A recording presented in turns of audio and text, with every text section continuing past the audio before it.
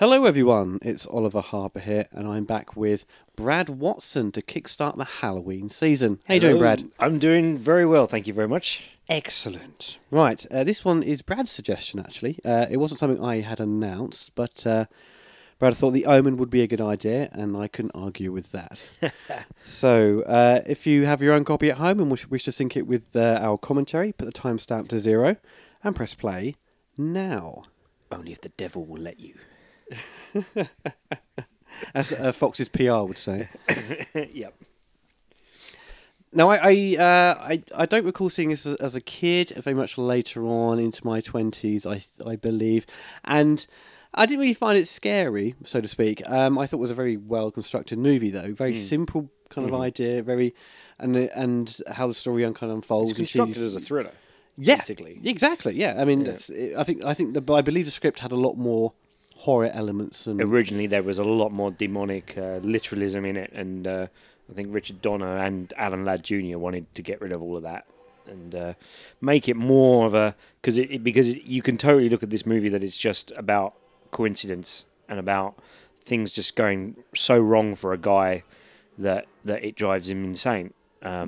Based upon him making a very bad decision at the very beginning of the movie, which haunts him throughout his entire performance. Once he finds out his son has died and he takes on this new one, he seems more like, how am I going to solve this problem, to his wife. He's not like distraught and upset. He's like, it's now become something a puzzle he has to solve. Absolutely, or some sort of issue. And it's a very very strong performance by Gregory Peck as playing a man that doesn't know whether this is real, whether he's losing his mind, whether he's basically brought this all on himself because of this decision he's about to make, and it's great. It's absolutely fantastic.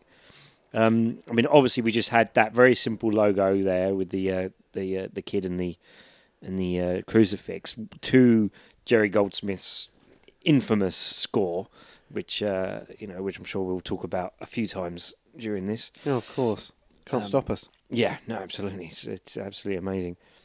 But with Gregory Peck, he had lost his son recently, hadn't he? And he was very, very depressed, and he blamed himself for not being there for his son, and he was unsure, kind of debating if his son was either murdered or had committed suicide. I think he was very strongly pushing towards being murdered. Yeah. And but I think he was a suicide in the end. It was, yeah. But I think he was more kind of just thinking the other way. Yeah. And the agent said, look, get him in this movie. That he needs to get out of this depressive slump. Yeah, because I think he was kind of semi-retired, but he just needed to work, and so the first script they sent him is a script about a guy that ultimately tries to kill his own son at the end, which I mean, all credit to him for seeing it as just a great story that he wanted to tell and not.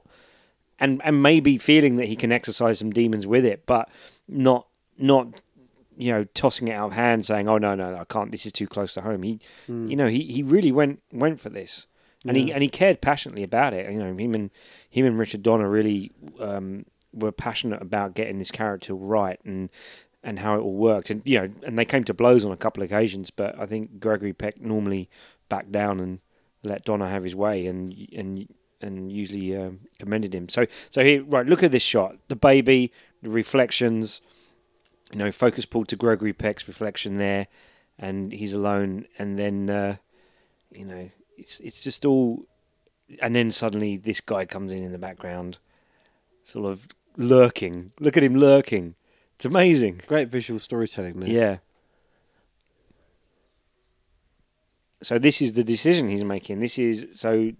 He's been told that his child has been lost in childbirth. His wife doesn't know, but here's a baby that we can replace it with. Basically, it's kind of like seeing dark reflections of themselves. Yeah, Oh yeah, look at it. It's so supernatural, the way it looks there.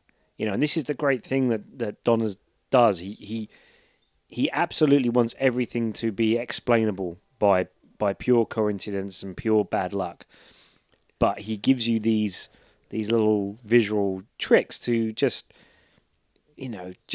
imply things which in his mind isn't the case, but it just gives it the flavour. You know, you have that along with the Goldsmith score, and suddenly this is all the devil's work. And it's great how close to the line it plays with all that. And because if it crossed a line, it would have fallen into that trappings of being like a horror, totally straight out horror. Yeah. Where if you go across that, then you have to throw in the gore and the supernatural stuff. Yeah. But this keeps that balance. It kind of plays with the horror element. Yeah. But very much keeps it on track as a suspenseful thriller. Yeah. Yeah. 100%. And your paranoia, all the things that sort of by circumstance things happen. That's the horror element. That's as far as it's going to go. Yeah. Where someone gets impaled by the the thing from the church and strangling themselves. Yeah. I mean, even things like, you know, like Lee Remick when she dies, it's it's like, you know, Mrs. Baylock sort of coming towards her and psychically, but you don't see what happens, and it's literally you're in her head. You're in Lee Remick's head, seeing this apparition coming towards her and panicking, but the fact is that the film never literally says Mrs. Baylock turns up and pushes her out the window. No. She just panics, falls back, and suddenly and then suddenly she's falling out the window. So because she's not in her right mind either. It's like these two people get driven to the edge of sanity. Do you think the supernatural element would probably be those moments where there's that sort of telepathic kind of communication between the dogs and the people? There's that kind of it's all what Donna does is a very kind of simple trick, but it's a very effective one. It's just focusing on the eyes. Yeah, there's loads of shots of people's eyes, and no, I love all that stuff. And her eyes, you know, the mother, she got steely blue. She's got eyes. the most beautiful blue eyes. They're incredible, and you can't not stare at them every time she's on the screen. But but their performances, these guys. This is Gregory Peck, and he's like he's like a little kid. Then it's great. Yeah. Oh, London, London, 70s. Jaws not that busy. Still fucking busy. Listen to this love theme that Jerry Goldsmith. It's amazing, and there's a refrain in it that comes out in the evil music as well. That's incredible. But this score is tremendous. It'd be quite good to do a shooting locations video on this. Just get all the key points. Yeah, because there's a lot of places. Well, I mean, the cathedral is Guildford Cathedral, where Damien flips out. I went to theatre school in Guildford, so I know all about that. Oh, it was like the big claim to fame. That's the Omen Church. Don't go in there. Because Richard Donner had when he came to England, there was a bunch of cameramen he wanted to work with, and there's one he wanted, which is Gil Taylor, which went on to do Star Wars and Flash Gordon, but he was kind of semi-retired, and Donner had to kind of persuade him to sort of to do this kind of movie, and he kind of tricked him into saying, "Oh, it's about something else," and he goes, "Oh, okay, I'll do it." And then, but Donner wanted to shoot 1:8:5 because it's all about aspect ratio, because it's mostly about two people having conversations. He thought this is an intimate film. I want to get close on their faces a lot, and it's like let's do it 1:8:5, and as you say, Gilbert Taylor said, let's shoot it in scope, and they basically went out together with a camera and a bunch of lenses and shot loads of stuff, and Donner was like really impressed with what Gil had shot to sort of simulate these conversations and stuff. And it's why it's. I mean, I always think in this shape. I think most film directors think in this shape because it can be the most epic looking shape, but it can be extremely intimate because if you're doing the over the shoulder of someone, you can be a massive close up on someone's face and have that other person in frame as well. It really is. Do you think he was more worried about the sort of depth of field and stuff? Yeah, the sort of shots he wanted in scope. If it was going to be in flat, then worrying about shooting in scope, you may lose something. But you got the. But he's got a great cameraman, so he knows what he's doing. I mean, look at that shot. Look past the flares and you see a lovely landscape. It's beautiful. I mean, this film is shot so well.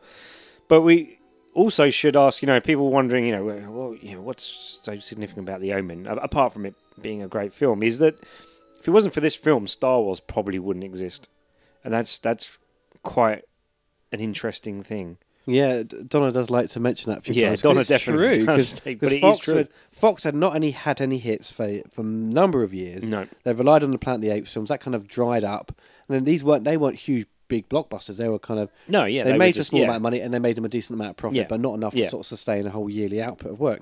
So, this makes, what, I think under 200 million, something like that? Yeah, something ridiculous crazy. at the time.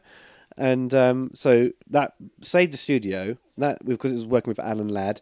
He'd then help finance Star Wars with George. Okay, but Alan Ladd Jr. was Star Wars would have got shut down without Alan Ladd Jr. Yeah. But this gave Alan Ladd Jr. the clout at Fox to keep it going.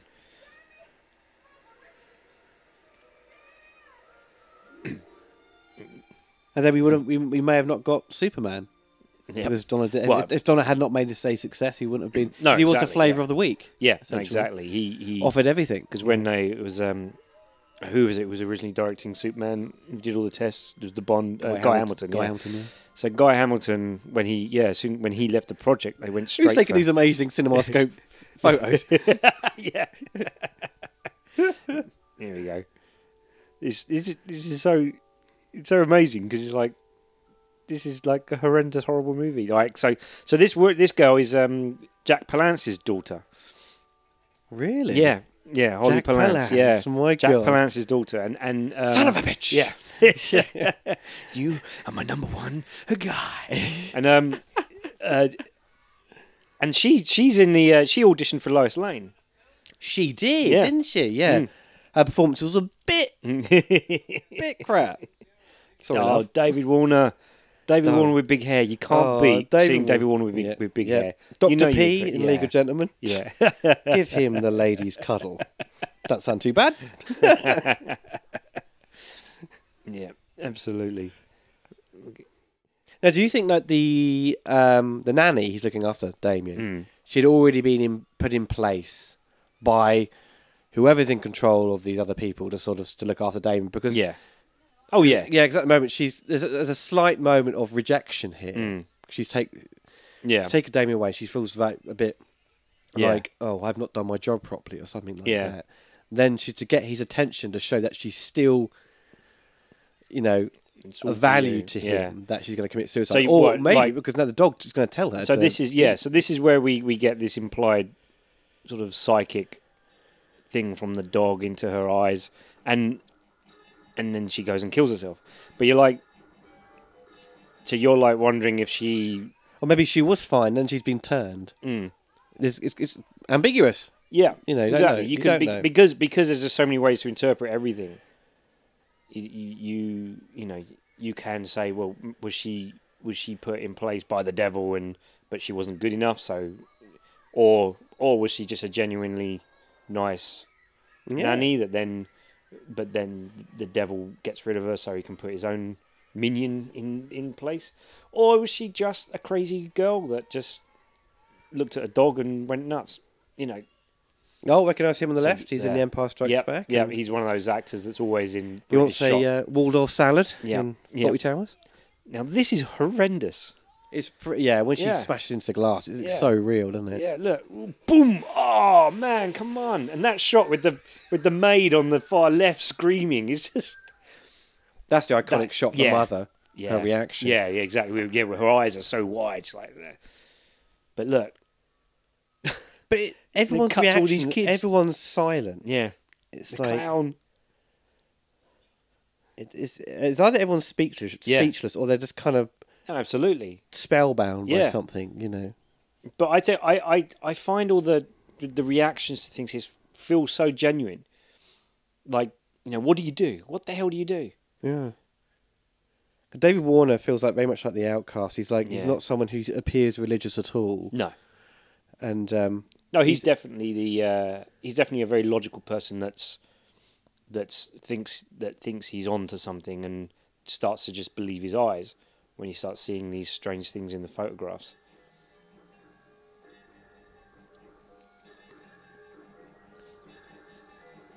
Richard Donner always says that he feels bad that he put the reputation of Rottweilers back. in Yeah, this yeah. movie. He said all the dogs in this film just wanted to lick everyone. Said they weren't. Well, they said when the bit at the third way into the movie when they're in the cemetery. Cemetery, all the dogs were humping each other. Yeah, they're all. They said they're all wanting to make love. So every time you see a Rottweiler with its teeth bared, it's an elastic band wrapped around its teeth to hold the lips up. So it looks like it's snarling. Yeah. It's not. None of these dogs could snarl. They just. They were too sweet. They were too sweet, weren't they? Yeah.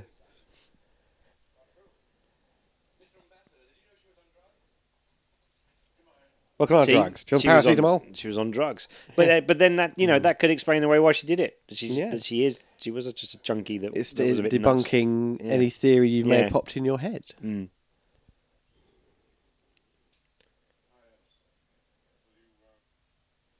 That scarf that David Warner's wearing, he wore that to hide his psoriasis. He had skin sort of lesions on his neck. And oh, really? Yeah, and Gregory Peck paid for him to go to a specialist in Europe somewhere to get it all sorted out. Oh, wow. Yeah.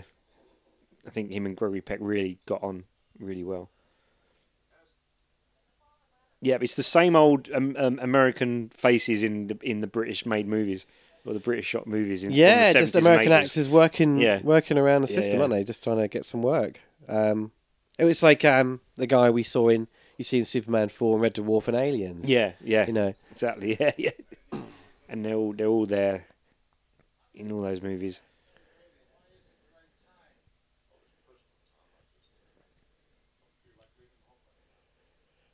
The funny thing is, this movie was originally going to be marketed as a kind of just a straight out horror. Mm. And the poster just had this kind of pair of eyes and this kind of this like white, this pure white kind of images of like someone getting impaled by someone being hanged. Mm. And Donna and the producer Harvey Bernard, I believe, they just went ape shit and just didn't like it. I love that shot. Look at that shot. Look, you see out the windows. Out the windows, yeah. It's great. That's using the CinemaScope frame. And so luckily, I think Donna hired someone from New York. He couldn't remember his name, but he kind of changed everything, like the whole marketing and the whole the logo of the movie. Yeah, to make simplified it more. Look at that shot. Okay, Patrick Troughton. I have to say something amusing here. My film Hallows Eve. Yeah, out on Netflix now, by the way. We were grading at a company called Creativity Media near Tower Bridge, and so I'm sitting in the grading suite chatting away, and I was referencing The Omen because there's references to all kinds of movies in that, and when we were talking about The Omen, the grader, whose name was Matt, said, "Oh, I can't watch that film." I was like, "Oh, you should. It's brilliant." He said, "No, I can't watch it." I said, "I can't because my granddad dies in it." And I went, and suddenly his name was Matt Troughton. Ah. Hallows Eve was graded by Patrick Troughton's grandson. God, that's awesome. And I just went looping. I went, "Oh my God, fucking small world, mate." Yeah. I hear you're a racist now, Father.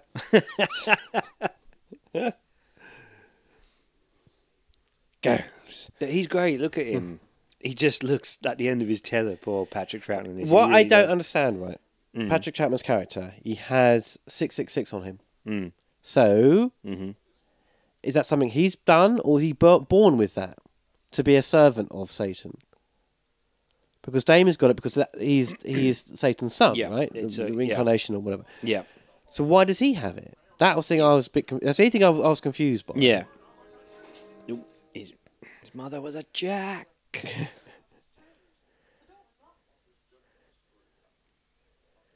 Yeah, again, it's he's got a birthmark or he's got some markings that resemble 666. Whether that's just something that David Warner adheres talks about later, isn't it? Mm. Whether everyone else saw it as a 666, it's like is it really is it really something that that just when you start working for the devil, you get these marks appear, or are you born with them because you're predestined to? Who knows? But this is the thing. The film can kind of wade in those sort of areas because it doesn't attempt to. You can look at this and it's all bullshit. Yes. So it's not. So it doesn't. It doesn't pretend that this is the way Satan works. Everyone's so polite about having their photo taken back then. Yeah. Yeah, Father, he's like, oh, sure, I'll just pose for you. How do you want me? He's been thrown out of a building. Yeah. And then later on he storms off, right, after a little bit of a banter, and he's like, Father, and he's like, oh, what? And he's like, he stands and waits for you to take the photograph. Fucking hell. Yeah. Great. Oh, I miss these scenes in movies. Sort of.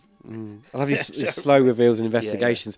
Got this little thing beginning to appear. Yeah, but like someone's peeing on him. Old, development room scenes in the red light, cigarette hanging out the mouth. Love it. Turns the light on. Oh, fucking hell! I've ruined the photos. I'm trying to think which mansion is this. It must be on IMDb location, but I'm not. The house doesn't look familiar to me. Not something I've seen before. So this is guaranteed now, probably owned by some lord now or some national trust, and you won't be able to get into it or film.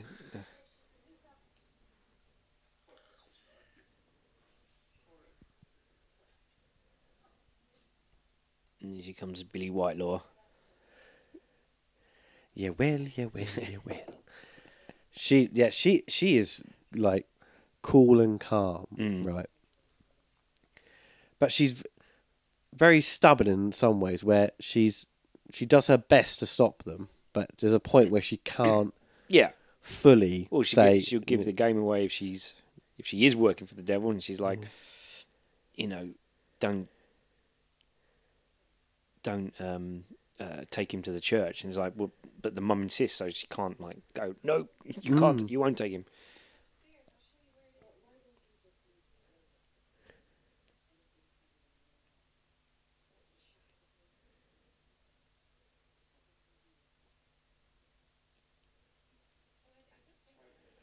Now, what do you think about all the curse that surrounded this movie and the subsequent sequels? And we kind of know that by number 2, Fox were very much like, write down everything that happens. Quick. Like someone just fell over. Oh my God, it's a curse. I banged my elbow. Oh my God, someone's gonna die. I just want to know: was whoever was carrying out all the results of the curse? Is it the same person or the same demon that was doing it for Poltergeist and the same demon that did it for Amityville and the same Exorcist? It's some unfortunate things happen to people connected with this movie, but you probably see that with a lot of movies because unfortunate things happen to people all the time. And well, I mean, it's 2017 and we're logical people. We know curses don't exist, and we know that it's all nonsense. But sometimes life loves to throw extraordinary coincidences at you that bend your mind, and there are some connected with this movie. I've had mad coincidences when I'm thinking of an episode of Simpsons I like, turn the TV on and it's playing. Yeah, that fucks me up. Well, the thing is the whole idea, the whole statement. There's no such thing as coincidence. Is really an extremely poorly thought out statement because if you take into account the amount of things that are happening at any one time in the entire universe, there's quite a few chances for coincidences. Exactly.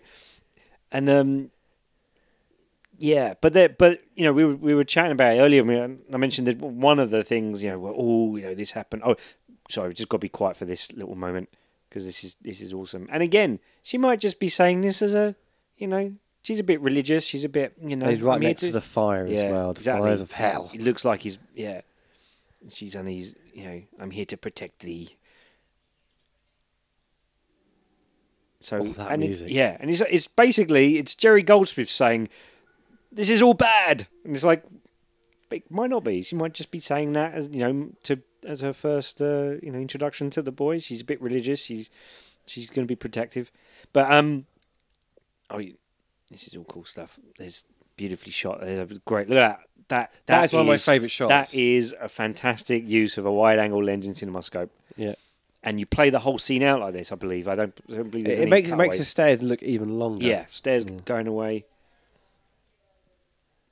I love this stuff. I love playing scenes out like this. It's great. See, no need to cut around for to see Lee Remick. We know what she looks like. And they kind of cut to a close up of the nanny. There you go. Yeah, you go. That's her.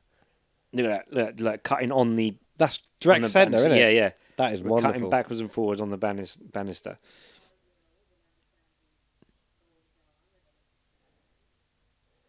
I love how Donna said in casting the kid was like, get the kid to attack him. Yeah. And then one who's the most aggressive, you give him the part. The kid just punched him in the nuts. He just literally, he said attack me, just punched him in the balls. Yeah. And he went, right, dye his hair, he's got the part. So yeah, here we go. But I love it because when he goes ape shit, the kid in a minute, he goes, no! Yeah. Pulls her hair. It's funny watching the mother because when the kid stops, she's like, oh, like completely like bamboozled by what just happened. Yeah.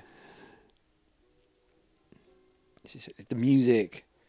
And the way it's framed, now the music is, it makes the church look terrifying. Yeah, absolutely.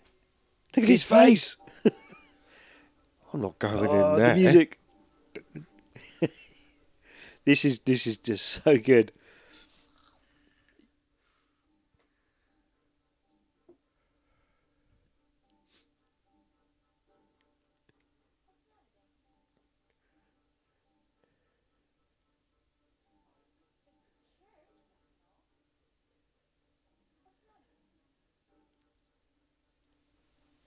So which is this church? Is this the same church? This is Guildford It's Cathedral. Guildford Church. Yeah. I thought maybe it's a different church to the one that's at the end. No, this is Yeah, it Guildford would make sense because it's their Cathedral. local church, isn't it? So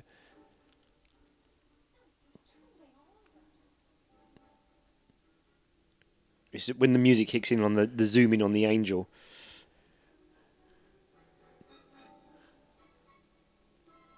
But this terrified people back in the 70s. I mean, it really was scary. I don't believe my parents saw The Omen when it came out. My mum saw The Exorcist, and she did say it terrified her. But it's strange when you see kind of these big scary movies that were considered very scary for the time.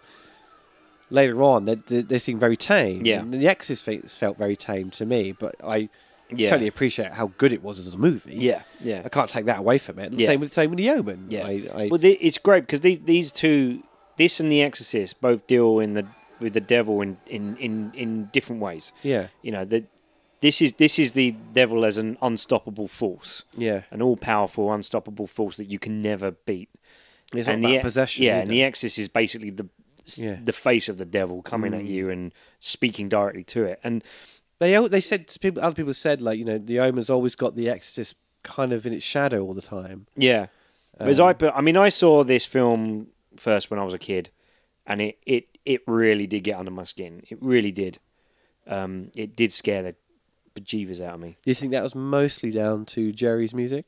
You think a lot to do with Jerry's music for sure.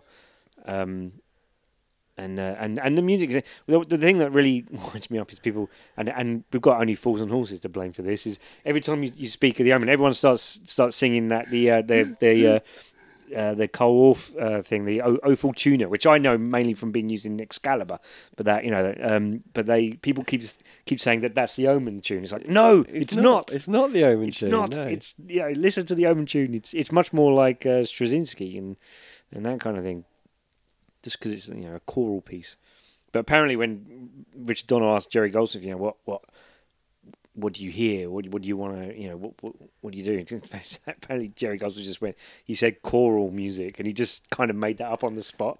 He said, and then Aaron Donner went brilliant, and Jerry Goldsmith then went, oh shit, I've got to do that. I've got to find these people to do that. Yeah, because he spoke to the guy who's like the choir master, or whatever it is, the choral master. He said, and he knew Latin, so he could just basically just change some of these words around and sing them in Latin and make it like a devil satanic kind of chant. Yep.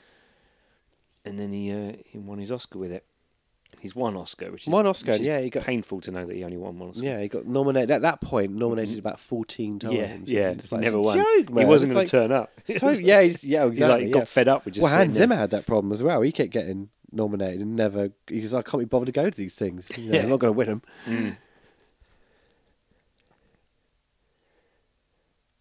So, but the I was going to say the back to the whole curse thing. Yes. Yeah, here's another Rottweiler with an elastic band around its mouth. Back to the Just fires out. yeah, boing, gets him in the eye. Ow! That dog is dangerous with his elastic bands.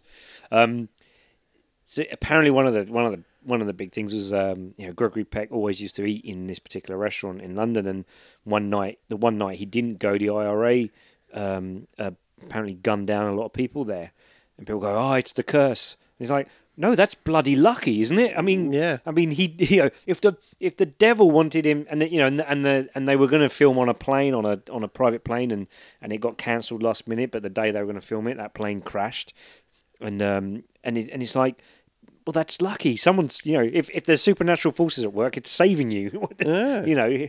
It wants to make the film. So you Was it look the at other these one was things like, either way. The device, the stuntman and coordinator who designed the device to chop off David Warner's head. He was in a car accident, and his girlfriend got decapitated. That's right. Yeah. That's fucked up. Oh, that's horrible. Yeah. Yeah. And again, But that's one it's of those like, things well, where it's you're just like, a mad kind of fucked up coincidence. Yeah. But if the devil was in this film and wanted to curse everyone that made it because he didn't want it made, why would Richard Donner's next movie be one of the most successful films ever and launch his career and suddenly suddenly he's off and running, and Jerry Goldsmith wins an Oscar for it. It's like, there's too many good things that happen with this movie. It saved Fox. Surely the director Star would Wars be happened cursed. because of it. Yeah, it's like it's like, well, the devil didn't really do a good job, did he? If he was trying to Just attacking the poor crew. Yeah, exactly. Yeah. Oh, there's bloody baboons in it. Yeah. Their bloody bums out. Yeah, and this is where, because apparently they, to get the baboons to attack the car, they got the leader of the baboons. they tranquilized the leader of the pack and put him in the back of the car. That's right. I think Richard Donner was operating the camera, and sitting in the back of the car with this passed out baboon that started to come to whilst the pulling baboons on a were- woman's hair. And stuff. So suddenly there's Richard Donner and Lee Remick sitting in a car with baboons attacking from the outside and a baboon inside that's coming to and isn't very happy. Oh, the old 70s with chalk ices. Yep. They were a big deal Yeah, back then. good old chalk ices. Yeah, because they shot quite a lot of footage for this kind of zoo sequence, Safari Park. And Stuart Baird was just like, because the first time he worked with Donner. That's right, yeah. He came in and replaced the original editor, apparently. Did he? I don't know who that was, but apparently it was a big editor, and him and Richard Donner fell out. And Yeah, Stuart Baird well, Stuart Baird and Donner often fell out and went back to work together. Yeah, cause they were lovers' tiffs, weren't they? Yeah, and Baird went and shot some second unit stuff. And when they were shooting, all the baboons, they didn't realise, had all surrounded them. Right. And the gamekeeper just like, don't move! Yeah. It's like you're surrounded by these baboons. Yeah, I think one of the gamekeepers of Windsor Safari Park got mauled by a lion not long after this as well. Oh, God. And I was like, It's curse! The curse! No, he forgot to lock curse. the cage properly. Yeah. Or the gate.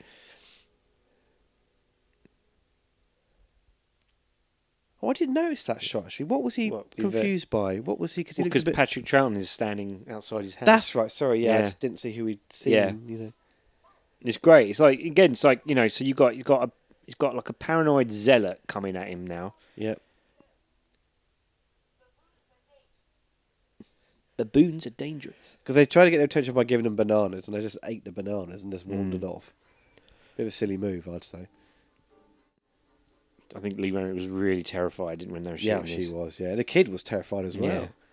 Yeah. It's like, she's just one of those things you end up doing as filmmakers. You're like, Yeah. well, we'll make this work, and it just turns Slightly into guerrilla filmmaking, Yeah. the irony of it all. Is it? It's great though. It really is scary. You really like wondering what's going on. Because if people are listening, if you've got the Blu-ray of it, there's a great actually interview with Wes Craven, Right. who talks about how much he loves The Omen and appreciates Richard I Donner haven't as seen a, that as a director. Right. And he said he was so impressed with this, getting all these, how they got all the reactions from the baboons and stuff. Yeah. Look, it is. It's great. You can see some of the focus is a bit dodgy because they're literally like scrambling to get these shots. But yeah, You'd have she to. looks There's quite a terrified. lot of fast edits there, probably Yeah. to avoid anything going out of Yeah, focus. no, or- exactly. Yeah, there's probably every usable bit was in that sequence. Yeah. But but it's there. It works, and she does a great job. While Stuart Bed was like, "This is all shit." Yeah, he's like, what am I supposed to do with this?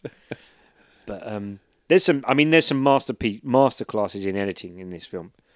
That I Well, the best I one will when she point falls out. off the banisters. Well, yeah, It's a great- I use that sequence a lot when I do give talks to kids about filmmaking and stuff. I use that as an editing sequence as an example of overshooting the scene deliberately, so the cutting can increase and increase and increase. And but I'll bore you with that when we get to it. But it's just it's great because they're both now just weird stuff is happening. Poorly remembered. I mean, she died so young. She died in 91, wasn't it? Yeah, She'd she was only was in it her cancer? mid-50s. Yeah. Yeah, she'd. I think she got her a star on the Hollywood. What was it? On the Walk of Fame. Walk of Fame. Yeah, Sorry, yeah. Men's she, Chinese Theatre. She looked virtually unrecognisable. Really? Because of her illness. It's a shame. I mean, Yeah. she was so beautiful. See, if I was the She ambassador, did the Medusa touch a couple of years after this with Richard Burton. Oh, yeah. I think I would have asked for a bigger bed. It's quite small, doesn't it? I would have gone for The a king. ambassador. I would have asked for a king size, man. Well, she's starting to lose the plot now, isn't she? Yeah. See, and again, it could all be postnatal depression, anxiety. Because people can go pretty nuts with that stuff. And because he's haunted with this guilt that's not really their son. Yeah. It just magnifies everything. Well, once he speaks to the psychiatrist and he kind of spills the beans on what she's been telling him, he's just like, she believes it's not our son, and he's like, oh, yeah, fuck, exactly, yeah, and it plays in brilliantly. But he doesn't say anything. No. And he spills the beans to David Warner. Yeah, because once more the pieces of the puzzle come together. I think it's actually a nice relationship between these two that grows, David Warner and him, and which I think is helped by the fact that the two actors really got on. Watching a bit of Rugger. Yeah, a bit of Rugger. It's so weird though with rugby and stuff and football. Originally, football was played by the posh people, then rugby was played by the commoners, and they kind of switched the route. It's all more like kind of celebrated by the posh folk. Love their rugby. Yeah. It's sport allegiances is an interesting thing, but he's just come up, basically threatened him, walking away, and he's going to pose for a picture now. I love this bit. Father, look at his jacket; it's like an optical illusion. Oh, that was it. Someone did this great video because when we did the Jaws commentary, the guy's kind of stripy jacket. It was like within his jacket is Matthew McConaughey strapped between all those bookshelves. he kept zooming in. that's brilliant. Yeah. It's so fucking funny. Oh, I nearly died that night when I saw that. But this is great. So right, so now we're building mystery. We're building what's going on. We're building we're feeling the supernatural elements and presence on this because we're seeing this all through paranoid eyes. Yeah. And obviously because he's the only outside person who's basically playing detective. Yeah, exactly. So he's just seeing these weird things, and it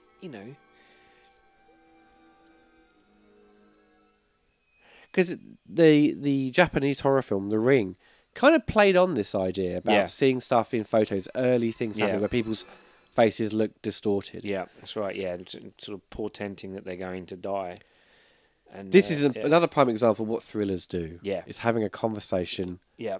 By the bench. Thames or by if you're in Washington down near the a little conversation that is one of them's not going to talk to anyone else for very much longer. Yeah, look at that shot. I love these kind of shots. I love people Gregory Pegg out of focus walking in and just staying on Patrick Troughton's face. Look at him. So you just get these great actors, and you just focus on their faces, and there's just so much going on.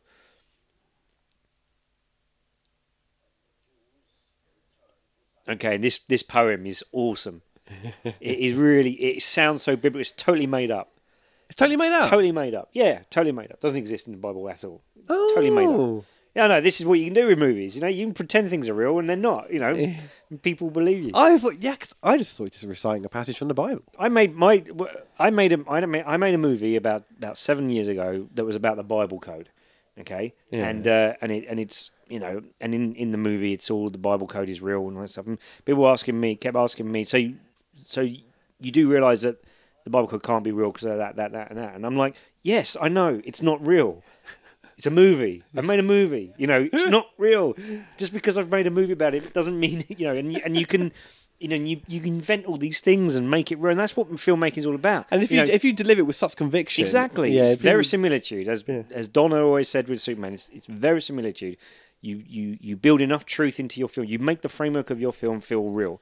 And you. Well, that's what Wes Craven really praised Donna for this movie, is that you believe in everything that's happening. Well, even these circumstances, everything kind of falls into place, but you believe 100% on how people are acting and what's transpiring. Exactly. And that's one of Donna's real strong skill sets that, you know, some directors do not have. Even the top caliber ones don't have. No, absolutely, and he does. He gets that, and he's got that by doing endless amounts of TV for years. Loads of TV. He's built up his trade, you know.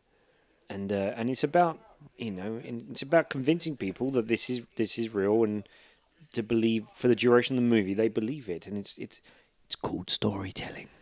You know, we're telling stories. Sometimes they're not real, but we've still got to make you think they're real. He feels like a very modern person, Gregory Peck, right? But he feels like he's dealing with someone from the past. Yeah, no, exactly. This is a clash. This is a clash of nice times. clash of time. Nice clash of the way of looking at the present world. and the past. Yeah, you know. It's brilliant because Gregory Peck is such a logical guy. Yeah. Okay, we're coming up to a wonderful sequence now. Didn't they get like a hovercraft engine, didn't they? I think so. To do this wind. Get all the wind. Yeah. The silly father. He stands right in the middle and waits for it to come in and pay him. I just stood inside the door. Wouldn't have got you. You'd have been fine. There we go. This is just tracking in to make you feel the presence of something, and the music here is really goes right at Spring Straczynski here. The music. I love the sort of Gilbert Taylor warm glow he adds to things. That's very Jeffrey Unsworth. Yeah, very Unsworth. Yeah, that sort of shooting through a stocking type effect, which I love.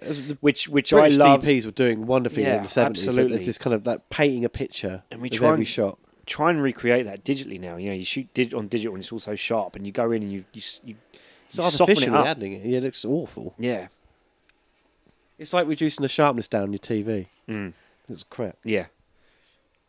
It's the thing about film, and what you're always trying to want to put some tights in front of your lens. Yeah, Brad. you need to. But I have done that. Trust me. Because look at the glow around, you know, and it's because of the nature of film stock, and that the grain is an organic moving thing as opposed to pixels that are still.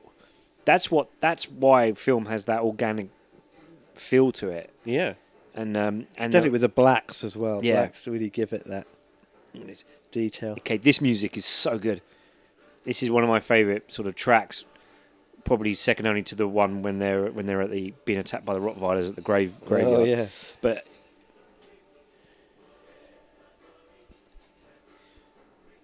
poor old Patrick. But you really, again, this guy's selling it.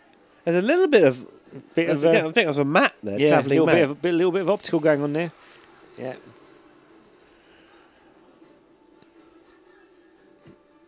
It's like apocalyptic weather during the day. Yeah, exactly. So blue skies behind it. Yeah. Okay, here we go. Go low angle Dutch and all that. So you watch the editing of this when the spire starts falling, how quick the cuts are. And how it just sells the illusion. And remember, this is all this is all cutting on 35mm. It's all every cut you see has been physically spliced and taped up. Okay, this is great. Look, here we go. Boom, boom, boom, boom, boom, boom, boom. Oh, it's a great edit. It's so good. It's that quick flash frame before it impales him. Yeah. But he's actually just standing there. It's like it's right behind him, isn't it? Exactly, yeah. It's brilliant. It's just a great image of him just impaled by that thing. Get this thing away from me. I do love the little trick he does with the kid where he holds him, the kid flips. Right, yeah, that's right, yeah. Yeah. Good morning, Daddy. It's a bit of an interesting thing because the kid's taken away. But Damon looks back at his mother with like disgust or like he hates her now. Yeah. He doesn't like his mother. Yeah. But he still loves his father. He likes his dad. Yeah. Because his dad is still very much, doesn't know what's going on. He's very he's innocent. always putting a brave face over everything and refusing to acknowledge anything wrong. Because that's his, he sees his role as to make everyone else happy, and that's why he holds his secret to himself. No one needs to know about that because he doesn't want to upset anyone. He doesn't want to ruin the stability of their family. And he's got to keep up that kind of lie. Yeah. What's happened in the past.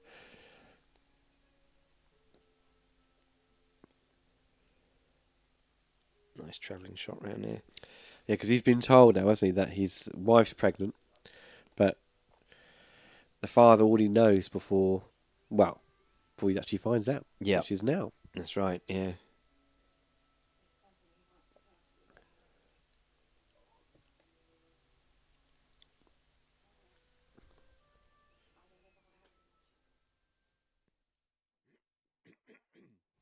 And and a little interesting fact is, I believe, and Richard Donner said this, that when he got the script to The Omen, he sent it to Alan Ladd Jr. And he insisted that Alan Ladd Jr. read it before they met that night because they were going to a party. The person's party they were going to was Ian McShane.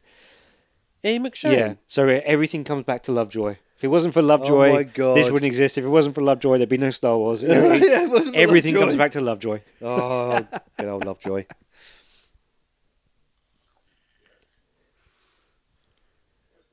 Because what were the other working titles for the Omen? It was Antichrist first of all, and then it became Birthmark. That's right. And then I think it was The Mark. But then it became The Omen, which is a superb title. This is also during this time. The 70s were very big on the old movie adaptation books, like the novels. Yeah. And they always put out like 6 months before the film comes out, sort of build up this kind of anticipation. And the book was a bestseller. Even The Omen 2 was a bestseller. I mean, nowadays they kind of just come out and no one really gives a toss. They still get like the Alien Covenant one. I picked up like £4 from like Tesco's, but that was kind of there wasn't. Well, in my circle of friends, there's never really like this kind of anticipation for a book based on a movie. For the novelisation. Of the movie. Novelisation. Yeah. Oh yeah, no, that's because there's just too. I mean, that used to be the main sort of additional media marketing thing, didn't it? It was. You just don't. There's just too many other things now. But the novelisation of this, usually written by Alan Dean Foster. Yeah, he wrote the Alien one I read recently. The Alien one, yeah. He did. I didn't think it was a particularly good book, which I will discuss more when I do the commentary to the film. But he did like Star Wars. Yeah, back in the day, I thought it was a great book. I read that as a kid. I thought it was brilliant.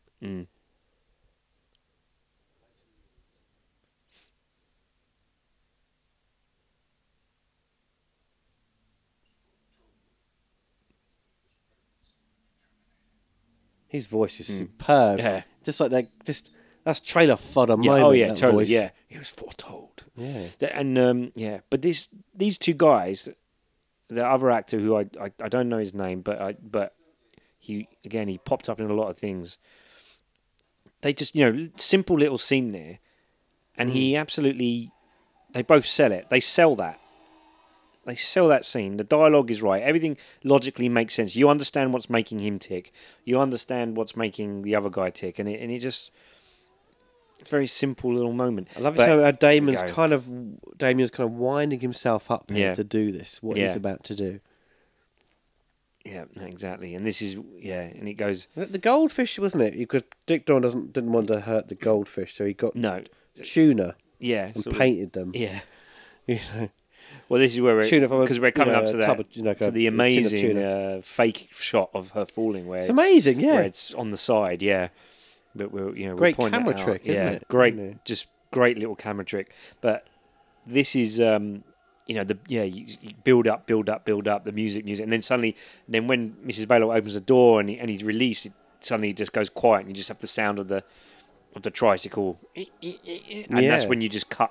And then there's nothing, no sound till that. You see that, and then when she's hanging on, the glass, smash. Yeah, but this is okay. We go, and then suddenly music cuts out, and then watch all these shots as we cut.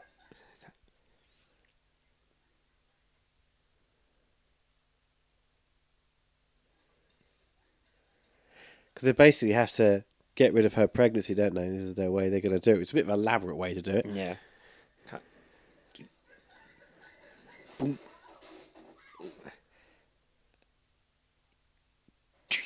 Imagine how many takes that would have taken to get it right in the middle. I know. And this, you can just feel her, trying to grip on. And here we go. And then she's standing up right there and just being dollied into the wall. Yeah. And all the stuff's stuck on the it's all stuck on the wall. The furniture is, yeah. That blood's a bit like paint, though, isn't it? Yeah, it's quite very red. Citadel miniature paint. Games Workshop.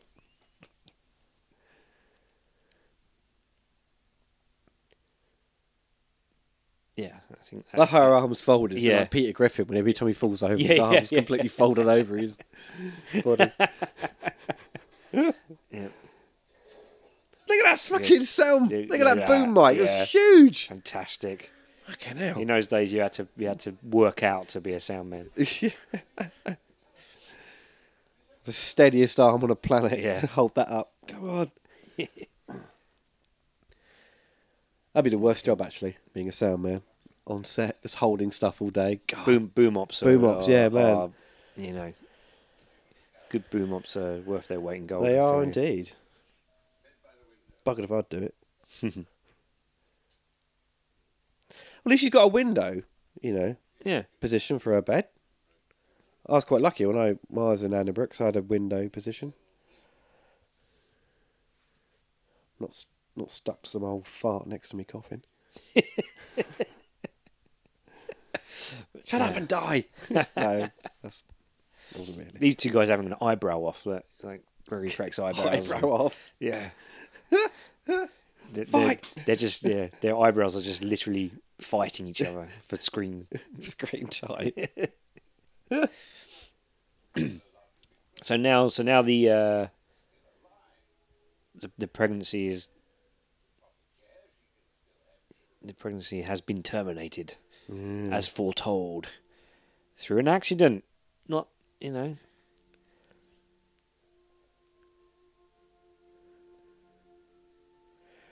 why would they want her to lose her child? Because he would become the heir, I suppose? Well, exactly. He doesn't. Then they can. Then he can say, "Oh, Dame is not really our child."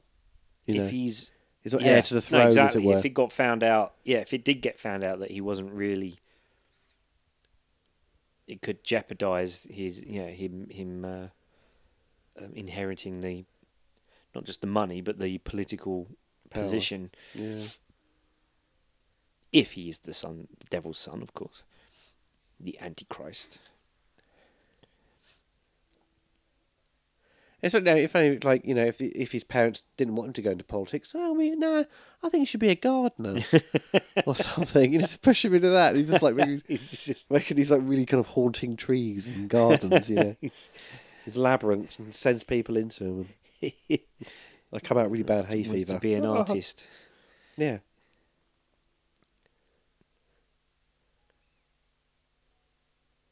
His eyebrows are big. They're proper slugs. They are. They're magnificent. Yeah. I like how they've painted that bruise on. It does look a bit like she turned into a zombie. Rubs it all off. Oh, I'm better now. But this is, we just hang on that close up of Gregory Peck for all that. He sells it so well. I think with the Omen trilogy, I mean, I don't count the fourth one because that's a TV movie slot. Yeah. I don't think the trilogy is that bad at all because most horror films, the sequels always got worse, right? Yeah. But I don't mind number 2. I don't think it's an awful movie by any means. I have affection for 2 and 3. 3 really down to Sam Neill. Oh yeah. And the woman he falls in love with, and they actually did have a relationship and had a child. That's right. Yeah. And so the chemistry is amazing because they actually are in love with each other. And Jerry's music. Well, the music is amazing. Great. The ending of 3 is so good. When Superman returns, where Sam Neill's is Nazarene, you have won, pausing, nothing, and then he dies, and then the Goldsmith music that just kicks in for that final few shots. It's just glorious. But it's funny watching it because you're kind of still rooting for him, but you're rooting for the bad guy. He's got to die. He can't take over. Yeah, We all like a bit of the devil, don't we? But I think that's why the thing is bad guys are always interesting. Yeah, on film. Oh yeah, I think because in the second one you got Lance Henriksen. Yeah, he apparently hated working with the new director they put on. Yeah, I think so. Yeah, that kind words about that movie. It was a bit of a troubled production. It didn't help his career either, which is really annoying. I think for him. So, but there's some good stuff in 2, and I'm as a kid 2 freaked me out when the woman gets her eyes gouged out by the crow. Bloke gets cut in half in that lift. Yeah, sequence. There's some awesome kills in it, but it's not. But it relied on that. That was its problem. No, they are both well inferior to this. I mean, there's no getting around it. But I have affection for them, and the one guy that didn't drop the ball on any of them was Jerry Goldsmith. The scores just remained marvelous throughout, and as you pointed out when we were talking earlier, that he was considered one of the most important elements to the films. Well, yeah, the producer said, well, it's a bit of trivia I kind of found, and I really hope it's true, because the producer said they wouldn't do a sequel if Jerry didn't come back to do the score. Nowadays, that would just seem absurd. Never happen, yeah. Never happen. No composer would have enough clout to say, well, I'm not going to do this. Not going to make the film. So this just shows how back then they had such respect for a composer. Yeah. And it wasn't just something that needed to fill in the 5.1 surround track. Surround track. To fill up the quiet moments. Yeah. Which is basically what a score huge does now. But it's huge importance to the movie. Yeah. I just love the way David Warner sells all this. Yeah, because it's such a simple breakdown. He's being very logical about it. He's like saying, look, and he always says, interesting, don't you think? Yeah, because it is. Because he's not saying, oh my god, he's not coming up with some mad theory. He's just like, look, this is what's happening. He's walking him through it, and it culminates in, if this is all true, I'm for it. Yeah, it culminates with that, and where suddenly he's like, I'd like to investigate this further with you, if you don't mind. And so this is the birthmark that he found on the father. But he found those. He found on the birthmark. Right, so that's Oh, it is in the thing. Yeah, it's a birthmark, but. So he's born with that to be a servant of Satan. But the fact that they resemble 3 6s is just a thing. But that you walk into a room like that, and you're like, oh my god, it's Blake's Fruit Loops. I remember the writer had said the production designers in the UK were so kind of meticulous and trying to copying what he described in the script. He was so happy with what he actually saw because that was all in the script. Yeah, all of this. I think he thought that they would, do something a little bit resembling it. But he walked on set and it was everything that he'd written was there, and he was like, "Oh my god, this is amazing." Because the writers didn't want to do a sequel. He said he hated sequels, but he did offer them do like this kind of a 6-part kind of storyline, how Damon would come into power. Yeah, and the second one would be that he would be in the White House, right? Like as a kid, still. I think it was supposed to take place the next day, kind of thing. Yeah, but I don't think because is it? I don't think it would have been as is interesting. Is it the president at the end? I think it is, isn't it? Yeah. So I don't. So I don't think. Having the kid again in the second one would be of much interest. Like, you had to have that. There's gaps in age. I suppose that would have been what the writer was probably meant. Was right? That he'd be older come the second one. But he had been in it for. Yeah, he'd been in the White House. Yeah.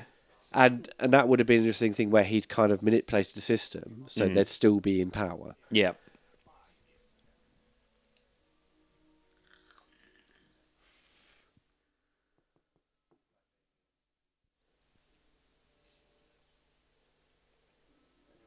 See, and kind of, this is kind of the worst thing that Gregory Peck could be hearing right now is all this explained to him by a man who, for all intents and purposes, is just as logical as him, just as doubtful as him, but is just explaining it in such a logical fashion.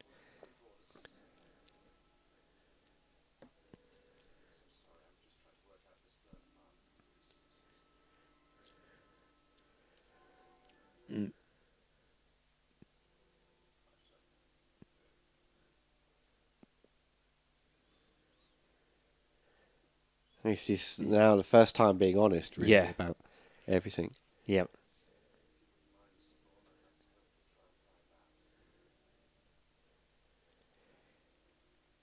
Because David Warner has probably the most harshest kind of photo.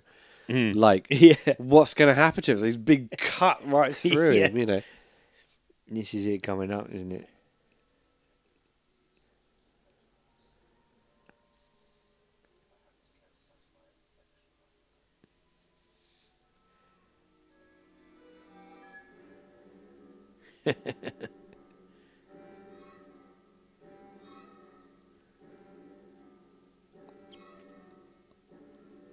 looks at the reflection there.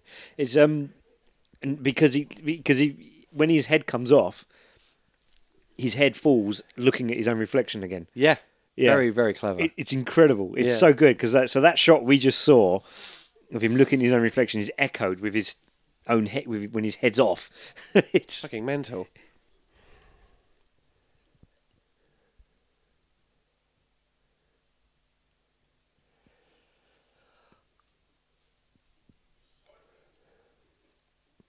It's interesting that she's made all the other staff go home. Yeah. Or she's like basically made them all leave.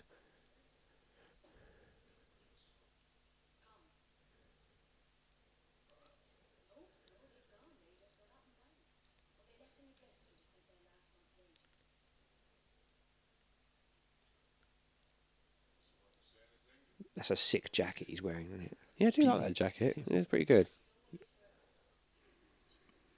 Very velvety. Imagine he gets a few electric shocks walking around with it. Oh, touching God, metal yeah. things. Oh, man, you're so paranoid, wouldn't you? We can get in the car. Ah! There's one place to this day I still, for some reason, get electric shocks every time I touch anything metal, and that's at the Barbican Centre in London. Really? For some reason, I don't know, my molecular makeup and the carpet there just don't seem to get on when it comes to electricity. Cinemas always get me. Yeah. The foyer carpet and touching the metal kind of doors.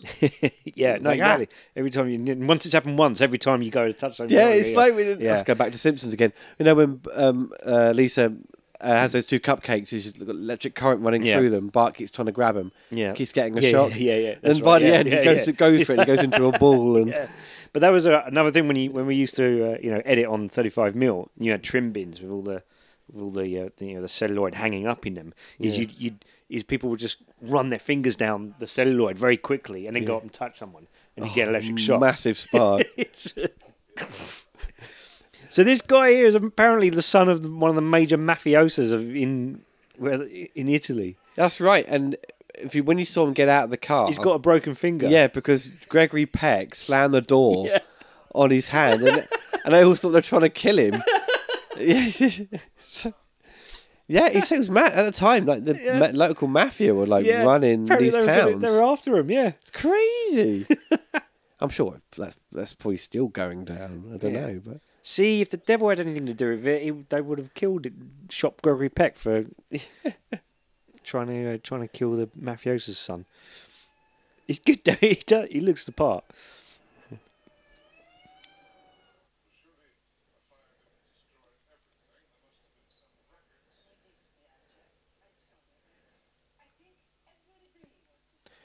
I think the one little weak part of this movie is the makeup on the priest when you see his eye. Oh, right, yeah. It basically looks like they put an egg on his face, like a fried egg. Put a fried egg on him. Yeah. It's awful. Yeah. But what makes you freak out is the sudden chiming bells that come in. Oh God, yeah. The bells. The one bit I was completely shocked by, because it's not really scary at all. But the lifts here, you just can't jump on them if they're coming up. It's you'd be like, one, two, jump into it. I want one of these in my house. It's like watching people get on escalators. Yeah. Not that step, not that one, not that one. Oh, I thought I was going to be crushed. Look, they're just constantly going up. Yeah. So we must assume there's another one that just constantly goes down. Otherwise you're buggered.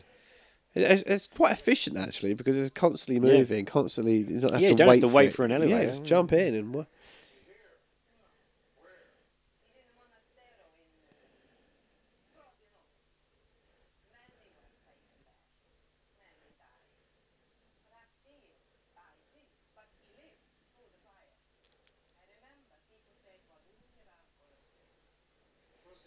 Because as soon as Damien was born, it was all burnt down very quickly. Yeah. To get rid of any evidence, I suppose, suggests that. Yep, that's he was born. The idea. Again, it's all, I think when they were shooting a lot of these scenes with just David Warner and Gregory Peck on their own, it was there was a union strike. Most of the crew wouldn't work. And well, they're shooting in Italy. Yeah, so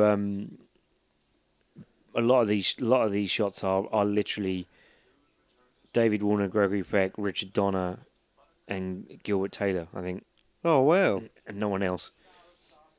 That's pretty cool. And the sound recordist, obviously. Skeleton crew just bobbing around getting the shots. Yeah, I've shot many things like that just because you can't afford anyone else. But it's just great to imagine Richard Donner shooting something like that. I think this scene was definitely one, if I remember. The crew were not. I think they got one of the assistant grips to do the dolly move for them, and that was about it. Yeah, because there's no more camera movement. Mm. I remember when I was working as a projectionist, and on June the 6th, 2006, the remake came out of The Omen, which was basically kind of a shot-for-shot remake of Donner's one. And he got basically panned for doing nothing new. Yeah. And performances were pretty lackluster. Mm. The director, who also made Max Payne and Die Hard 5, is basically a fucking hack. Yeah. Sorry. He's not very good. But you noticed that was all one shot? Yeah, it's all one shot. Yeah, and he literally, you dollied back round to get Gregory Peck, and that's it. Brilliant. And but I was surprised they even bothered to remake this. What Fox should have done, it would saved them so much money, was basically re-release this movie with a new 5.1 soundtrack. Well, that's it. You wonder about, their way of thinking is no one's going to go and see an old movie, so we remake it in modern day. So the only people that are going to go see the old movie are the people that love it and will go and see it, which is a minority. Yet the amount of people you need to go and see it, if that's all you do, is so much less than the amount of people you need to go and see it to make a profit Yep. if you bloody make a whole movie again. It's like you've made the movie. So It's like, been made. You've made. It's pure profit. Anything you're spending money on is marketing, which is going to be exactly really and in a limited. It would have been shown in a limited capacity anyway. But so still, you just wonder about. I get. Their thinking is that maybe they'll strike gold with it, and it will be a huge success. But it's like, but if most people are going to be like, well, I'm not going to go and see that because it's just a rehash of that, and suddenly you've got, maybe technically more people went to see it than would see a re-release of this, but you wouldn't have made any money. You would have lost money on that, but would have probably made money on a re-release of this. Yep. It's I don't understand the business decisions sometimes. That bloke over there looked like Roger Dangerfield. I just love those low angle wide lens shots. His nose. That's a hell of a nose. It's a big schnoz.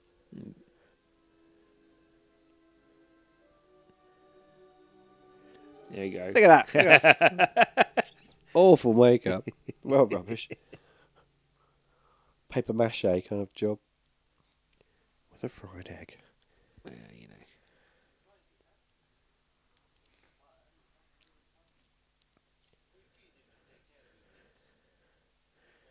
You feed him and wipe his bum. Basically. I do like it when he goes to... Is it Jerusalem? Isn't it?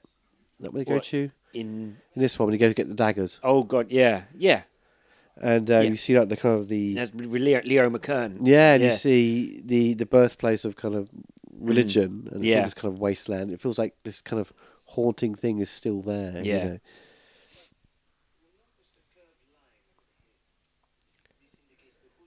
Yeah, because the guy he sees in Jerusalem is also in Lady Hawk and Logan's Run. Yep, that's right. Yeah, Ian McKern.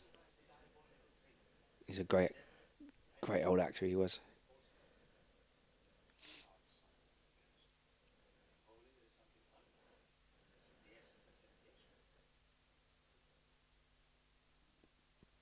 So much of a temptation, though, to be persuaded to join the dark side, as it were, because everything's going to burn, everyone's going to die, you're going to die. What are you going to, Are we going to get philosophical? You just kind of philosophical now. So you kind of promise riches for that point of helping him, then you're going to die anyway. Well, I don't know. You assume that the minions of the devil are promised some kind of, retribution at the end of it, or some kind of reward. But he's like, that's the whole point. It's like Satan is like, he's the deceiver. That's the whole thing. They kind of play up. So I just love that when he's like, answer, and then the bells come tolling in.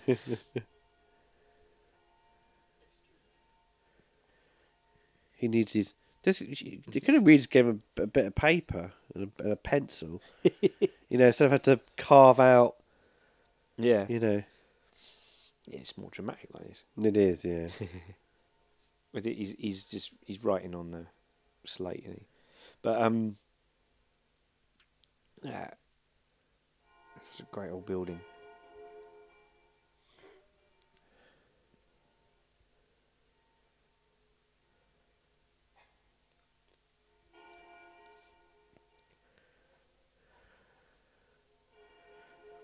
Oh yeah, it's the graveyard, isn't it? Yeah, which I believe also is a set, isn't it? Because you can tell by kind of like the depth of field, of like the background and foreground and things. But I love it. It kind of gets away with it. It does actually look pretty good. They do their best to kind of try and hide a lot of the skyline. Yeah, that's what gives it away. But also you feel like you're in slightly because here we are. Here we have now two grown men traipsing around a graveyard. Following this. For all intents and purposes, ludicrous idea. Yeah. So the idea that it starts to feel a little bit out of reality, kind of works for me. It kind of feels like this is because this is an interesting thing you do with movies and play with reality and. Because there's some great movies where you just know it's an interior set that's supposed to look like an exterior, but it just works because because you're not, you're not worried about it. And also, they're in foreign lands now. This is, London is home for this movie, and that all feels real. Yeah. Whereas they're now going into this, deep into the depths of this foreign land and following this mystery and all that stuff. And so I don't mind that this feels like a set. I love it when they lift up the grave and Yeah. they see the dog. Yeah. And they let go and it goes... And it smashes great. Through, yeah. doesn't it? Yeah. It's a real good moment. And then the dogs are kind of arrived at that point. Because I love the little build-up, because it's always when you do a POV... Yeah. It's like someone's watching them, and it's basically Yeah. the dogs are keeping a close eye on them. And there's a bit, when they're being chased by dogs, where Gregory Peck's arm gets impaled on one of those things. It's really, it's really intense, that scene. I love it. Pierce the spike. It's like Alan Partridge, isn't it? It's his foot through a spike. Yeah.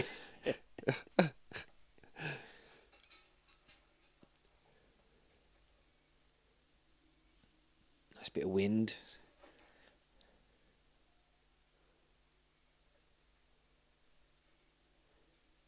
Because they had to say they had to cut quite quickly when the dogs attacked them, because most of the dogs were humping We're each trying other. to hump each other and lick the actors, and I think they put like raw meat down their clothes, stuffed raw meat in their trousers and things like that to get the dogs to go for them.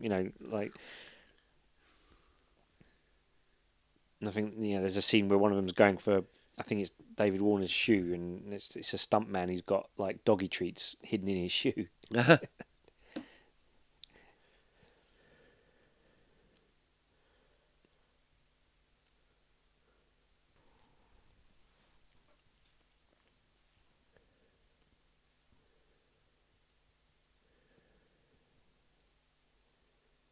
See, all this stuff, when especially as a kid when I first watched it. Yeah. It's all these, and it happens again when Gregory Peck goes back into the house at the end.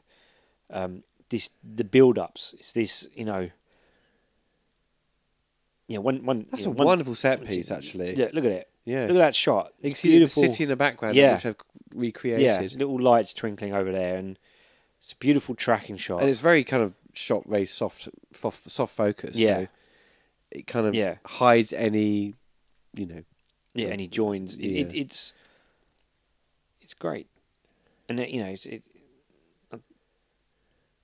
and Don. I think Donna said that late in his later lives, he said he later in life he looks at scenes like this and look at that sky. That looks really good. He said he looks at the way he shot things like this, and he said I'd be terrified to shoot it like that now. He said, but when you're younger, you don't care. You just go for it and you just shoot. And you're more experimental with with your setups and the way you shoot your masters and. I think some of the directors I love and seen over the years, some of their best work they do in their late 40s and 50s. That's when they really hit their stride. Yeah, they get that. They've got the knowledge, but they've also got the the zest, to go for it. Yeah.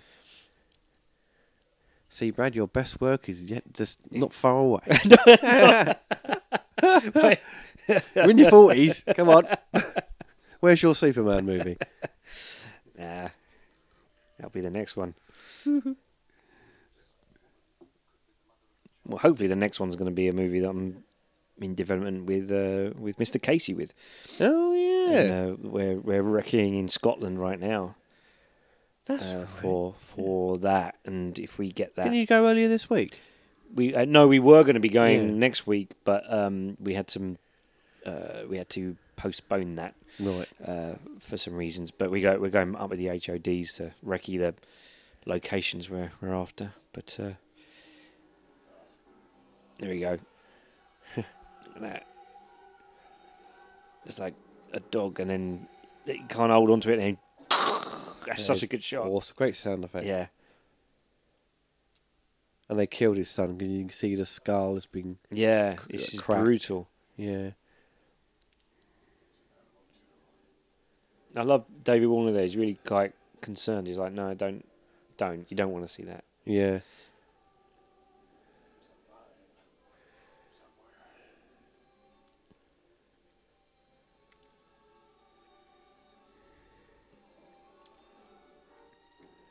That's horrible. Yeah, Yes. that is. I mean, this is the stuff of nightmares. This is the horror element. Yeah, really. this is the stuff of nightmares. It's.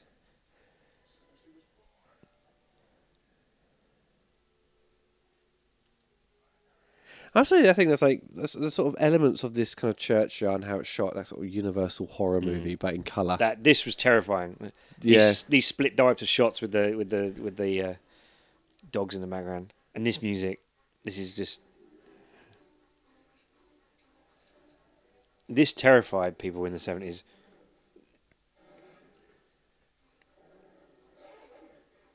But it's also great that seeing Richard Donner is such a versatile director where he can just do anything, really. Yeah.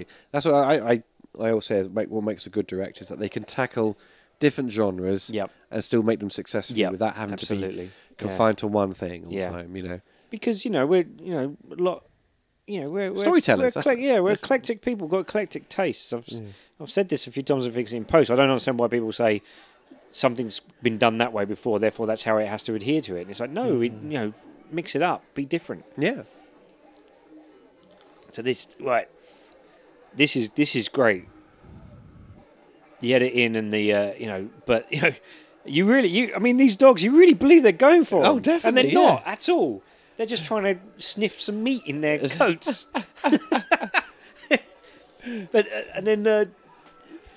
But this. See, when dogs, especially when little dogs jump all over me, I start laughing my arse off. Yeah, no, exactly. Me too. Me too. You got to try and show you're not finding it funny. This is where look at that! Oh my god, that's so. See, this is intense. God. I'll be like, leave me, just leave me. And he's like, stop having sex with me. Get off. Yeah, stop humping my leg. I think the music is so good. It really intensifies. This is the shoe, yeah. That's the shoe with the doggy treats in. It's a pedigree jump falls out. Yeah. So, but you've got, logistics all set up here. He's jumping over so he can go and.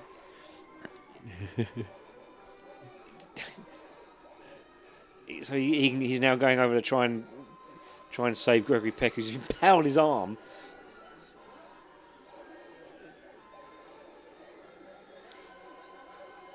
Oh.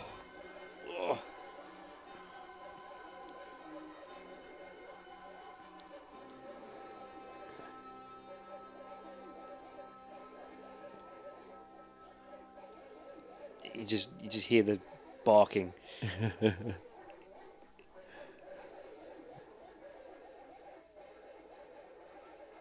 And you've got like flares of the studio lights coming in the top of that shot, but you don't care. Feels like the moon. The moon. The moon. Oh, look at that phone. Look how awesome that old 70s phone I love is. those phones. It's got a futuristic headset, like handpiece. Yeah. But the fucking rotary bit still, isn't it? Yeah. Oh. Yeah, I that hate old them. dialing now. No, I hate that. My nan used to have one of those phones. Took her forever to replace it.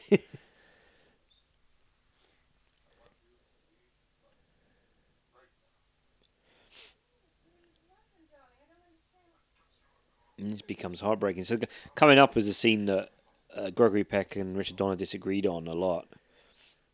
I.e., Gregory Peck wanted to, when he'd heard about the death of his wife, he wanted to trash, the room and go completely emotionally overall. And Richard Donner said, no, I want us to come in after that.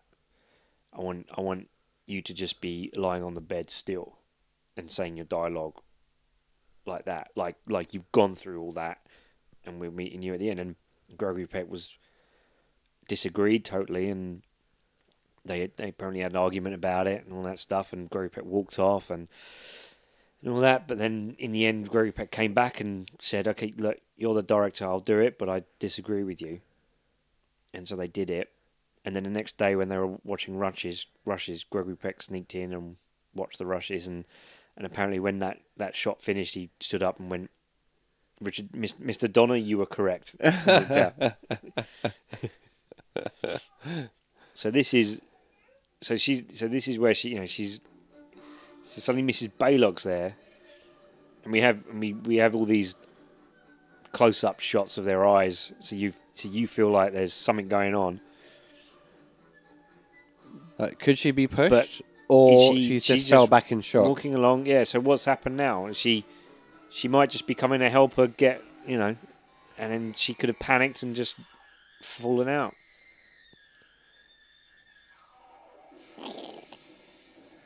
Okay, that's The best shot, nasty. actually, the shot I love of when she went through and you saw the glass, quick shot of the glass kind of explode. Exploding outwards. Yeah, the I pressure like of that. her falling in. Yeah. And then the doors open and we track in on her face and she's dead.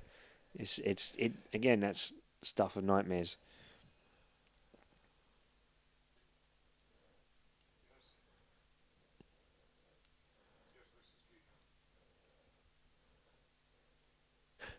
You gotta be fucking joking.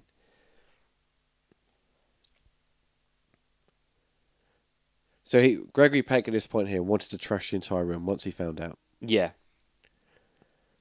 He wanted to, because he has a conversation with David Warner, and he wanted that to all be in him losing it. Yeah. But the wonderful love theme kind of kicks in. No, yeah, it's heartbreaking. Yeah.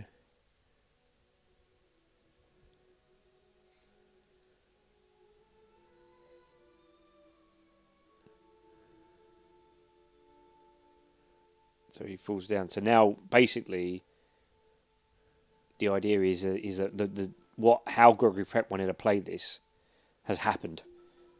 And Right. We But leapfrog it. he wanted it to be on camera. Yeah.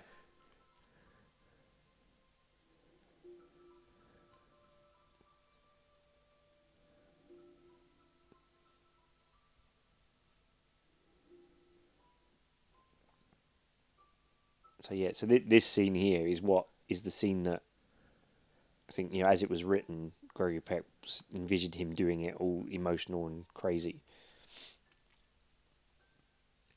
But Richard Donner said, "No, I want you to be still, and I want us just to."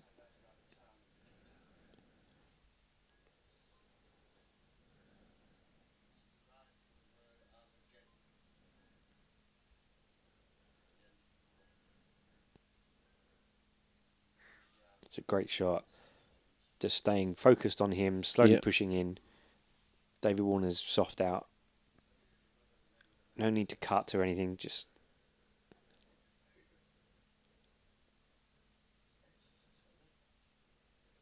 It's funny when you see like some more modern films do these kind of things, but they're old tricks. Oh, yeah. Old methods of storytelling. Absolutely, yeah. Because no one done them for ages, and you see someone Yeah. do it and think, oh, this is so unique. But no, it's not. people did No. this 30, Yep. 40 years ago. And Yep. it's like people just people just stopped, Yeah. watching and learning from the greats. Yeah, This is absolutely. how you do it. It's there's a certain visual language that is artfully done that was figured out a long time ago, and great people know how to use it and how to be a little bit innovative with it, but also use tricks that have worked in the past, and there's no reason they shouldn't work again. And it's very very efficient as well, because Very efficient. Yeah, that was all done in one shot. Yeah. All they've done is cut away to David Warner, which is a Yeah. separate thing they've done to pick up. Yeah, which is probably just a safety shot that he just got in case he wanted to cut together two different performances from Gregory Peck. Because you do that a lot. Sometimes you envision a scene in one shot and you do it that way, and you do several takes, and then you give yourself a little cover shot in case in case the beginning of one shot and the end of the other one are what you want to join together. Yeah. So that was probably... This creates some those. sort of visual rhythm. Yeah, things, no, exactly. Well, this is it. This is where, and again, my gripe with a lot of modern movies is that rhythm just seems to be missing a lot of the time. That ebb and flow of, and I agree with John McTiernan always said that film directing and creating stories through the visual medium is more akin to music than it is to the written word. Yeah, there's an ebb and flow and a rhythm and bring people into this and then surprise them with changing the pace very quickly. To me, that's one of the main jobs of a director, is to have the entire jigsaw puzzle in their head and understand what they want to do throughout the whole film and weave it in. Yeah. and know when you're working on this one little shot, it's got to fit in this way. And directors like Donner and and certainly Spielberg and certainly Zemeckis and all the greats, they get that. You can see that they've designed the shot to begin, to end, and start in a way that it fits in the rhythm like this. Whereas a lot of movies now, they are I think shot, a lot of movies, overshot and yeah, over edited. Well, also sometimes they can't really plan that much ahead because things are going to change all the time. Exactly. Oh yeah. They're all on. They're all. That's not necessarily criticism of the actual directors themselves, because their hands are tied a lot of the time. They're just in impossible situations that they can't tell a story the way they want to, because that story is changing on a daily basis. Yeah, the money people are like, no, we want this.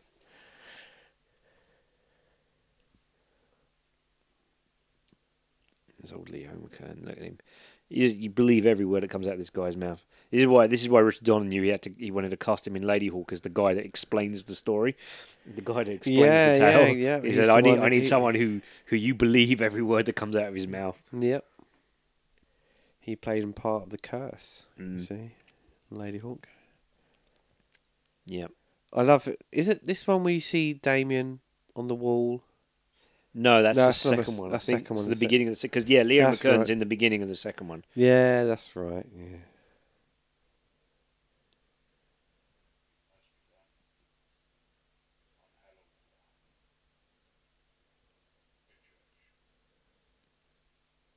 That's a great shot. And again, this to me is something I love. Is you have a massive wide overhead shot like that, and you play out, several lines of dialogue, and you cut to this shot, and so Donner's obviously decided he's going to cut to this shot then, because that's why he starts on the knife and comes up. Yeah. It's not,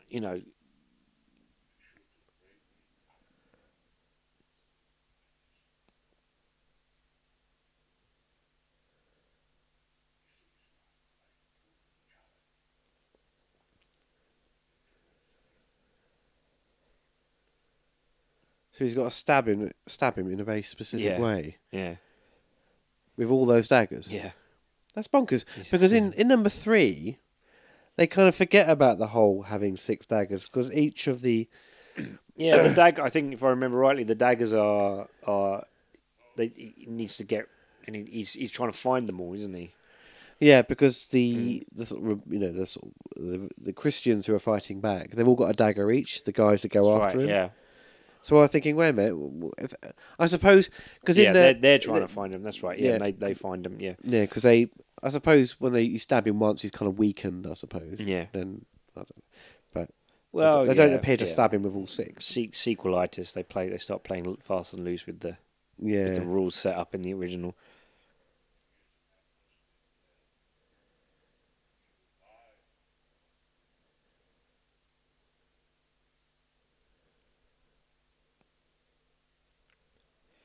This is great, and this is where he when it actually comes down to killing the kid, he rejects it, and then, and then, the David Warner thing happens.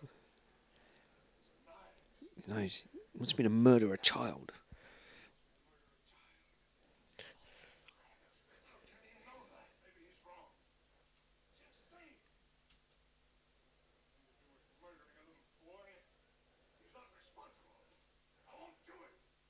Yeah. And here we go. And this was this got everyone talking in the 70s. And they how they did it this, basically. Yeah. There's so many little things like movie magic. How did they do this? But it's great because there's no blood, but there's red wine on the table that comes splashing up, and they keep cutting to the head spinning long enough that people hide their eyes, and like when they're going to look back, and they look back again, and it's still spinning. Yeah, that's right. Here we go, boom. That's right, and then look, and then you see all the red wine come up in the foreground.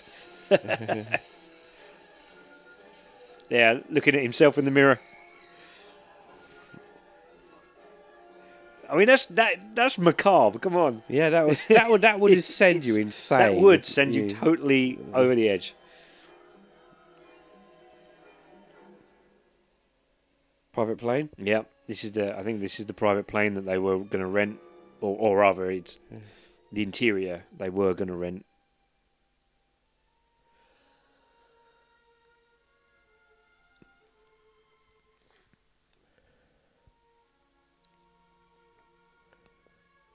To be honest, I wouldn't trust going on a plane back in the 70s.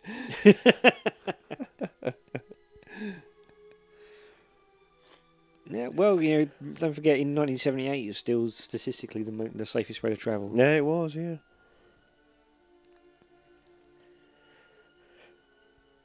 That's a great shot. Because it comes around and you've just got these two empty seats staring at him.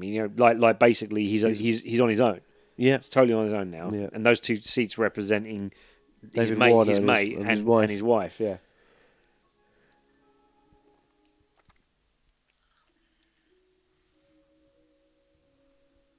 I love that press kit photo.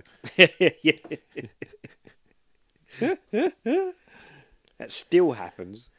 They're brilliant, aren't they? In Blade Runner, there's a photo of Rachel, and it's obviously a publicity. Well, it's still. like when you see Indiana Jones 4, it's like a fucking press kit photo from Last Crusade of like Sean Connery. Yeah. You know.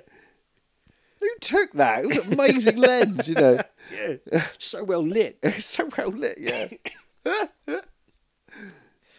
So this stuff was. I remember as a kid, I was absolutely terrified with this. Yeah, I was saying to Brad earlier because we were saying at the beginning of the commentary, I didn't really find this film that scary, right? And I always kind of watched it with other people, and I watched it the other night because when Brad suggested it, I was like, right, I've got to catch up on the Omen and watch all the extras and shit. And this moment coming up here is when, of course, the dog has sussed out he's come home and he's going to get him. So he tricks the dog by going a different direction. Yep. The dog thinks, I'll go, he's gone down here. But there's a moment where, wonderful long shot, where you see the dog right in the distance. He's walked down the stairs and you see his shadow come round. And you see him just kind of out of focus and he comes down the corridor. And then Jerry Goldsmith has put the kind of chanting music in the background. It's very quiet. Yeah, like that. That actually just really kind of creeped me out. Yeah.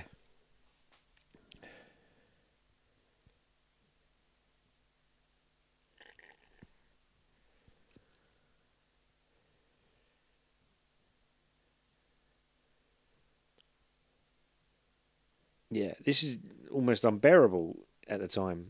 As a kid, I was just like, oh my God.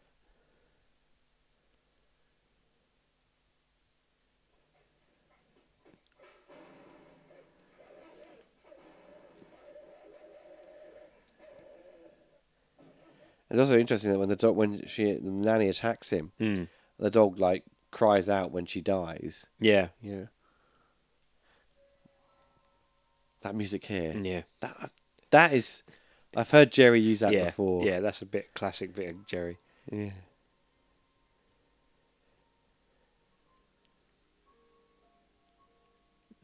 The love theme comes in. Yeah.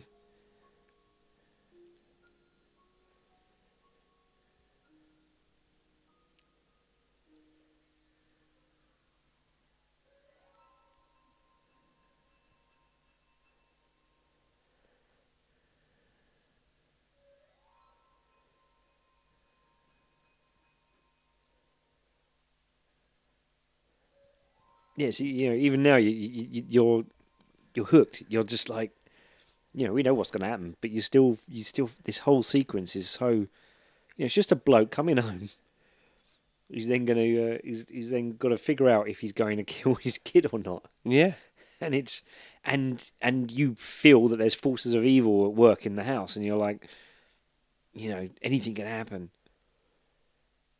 He could just like go in there and strangle the kid, couldn't he? The kid be dead.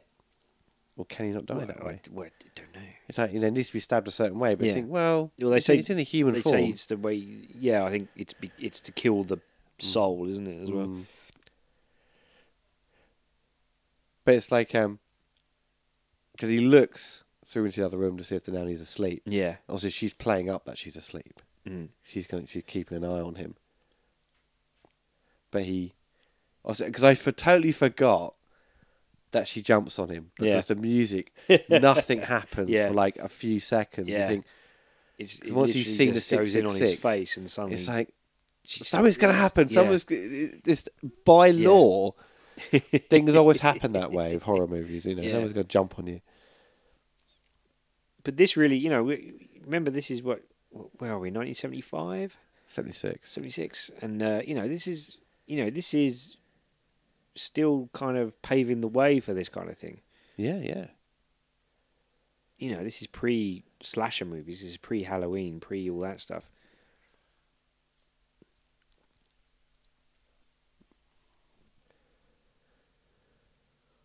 There's a weird kind of frame rate. Yeah, it goes. It's a post-production slowdown. Yeah. But it's quite subtle, and it just makes it all feel a little bit odd.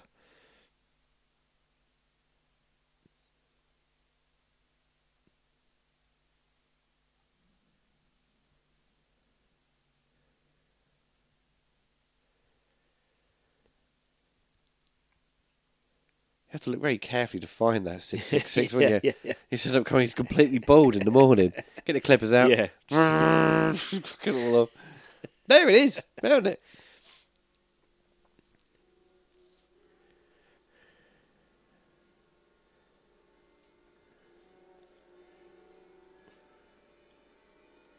It's great. So the music goes zup and it stops. Doom. Yeah.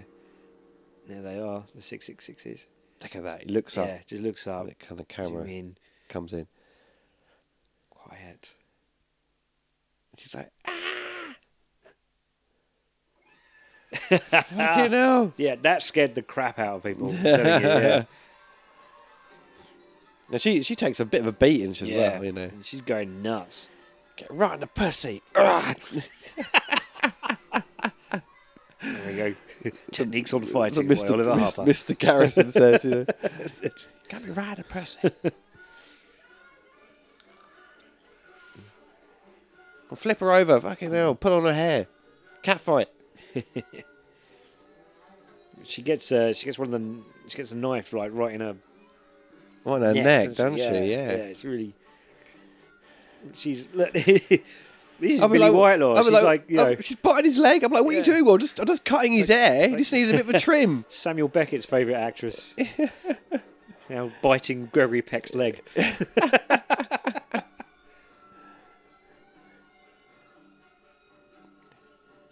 She likes pretending to be dead, doesn't she? But I love the light when he's shooting the dog. Yeah. How the lights have got like a crucifix. That's right. Sort of shards coming out of them from a filter that's been put on the lens. What I would have done, right, to get out, so instead of having to carry the kid, right, I would have thrown him out the window, top floor, so we'd been totally stunned when he'd go out the bottom. He'd be dead silence. He wouldn't even do anything. See, okay, ladies and gentlemen, if you need to deal with the Antichrist, chuck him out the window. Oliver Harper's got some tips for you. Yeah, exactly. Then lob him in the car, and then drive past a policeman who's guarding the front door slowly, so he won't be alerted.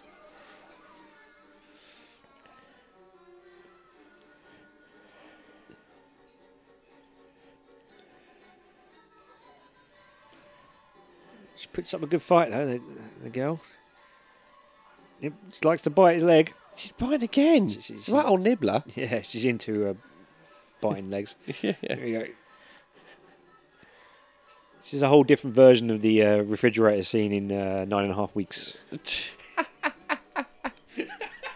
Here we go. Oh, yeah, it's like a fork thing, isn't it? It's like a skewer. Yeah. Fork. Ah.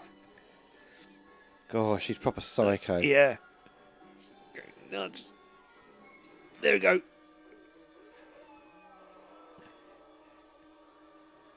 And this is great, like handheld, yeah. Baring her teeth. I think she snaps it off. And she says, yeah, look, it snaps off.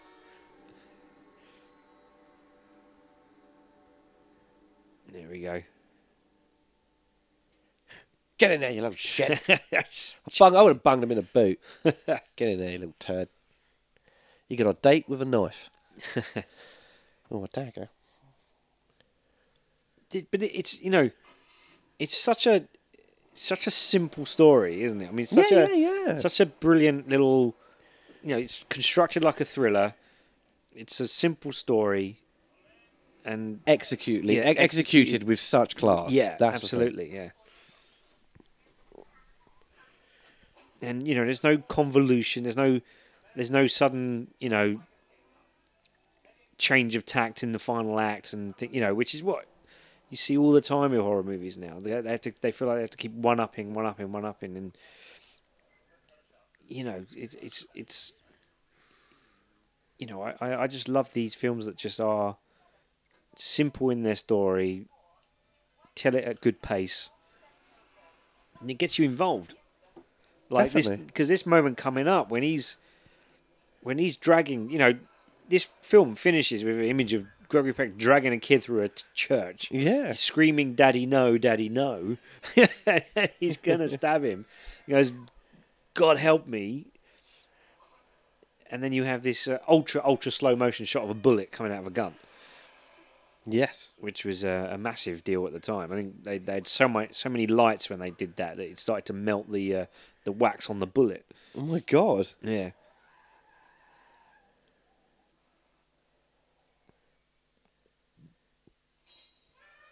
Yeah. See what? Look at this. This is horrendous. And now Jerry Goldsmith's music is sad. It's almost playing it like this could be like poor, this is poor the bloke guy has who's lost his mind. Yeah. This poor bloke has lost his mind.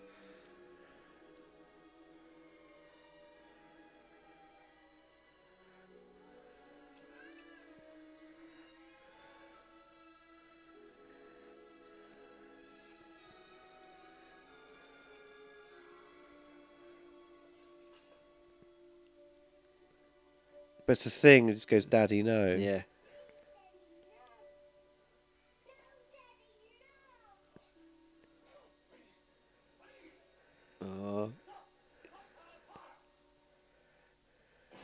There we go. That's an actual bullet coming out of a gun, that.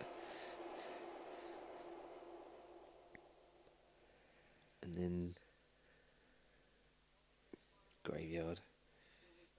I do love how the last shot of Damien when he looks at camera and smiles. Which Donna said, because he wasn't going to smile, but Donna thought, well, he'd be quite good if he did. So he said to the kid, "No, don't smile, don't smile." And he did it, and he sort of kid smiled. So he's trying not to smile, but he can't help but smile. Yeah.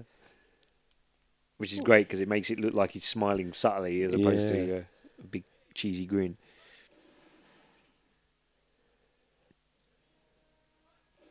I think they shot this in post-production.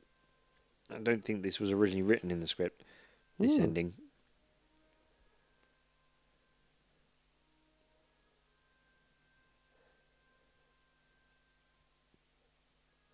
Let's fold up the flag and then eat it.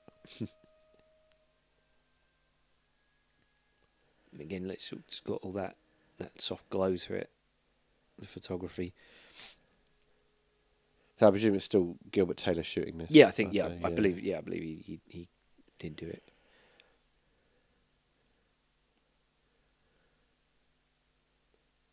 It's also kind of like early on in this film. There's a kind of like flicker to the film stock, like especially when we were inside and stuff. I thought it was probably just down the grading at the time and film process.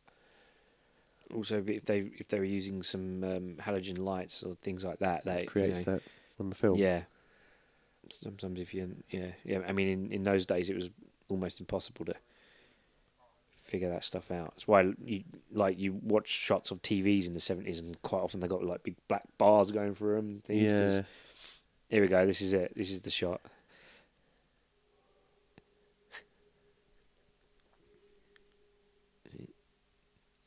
Don't you smile.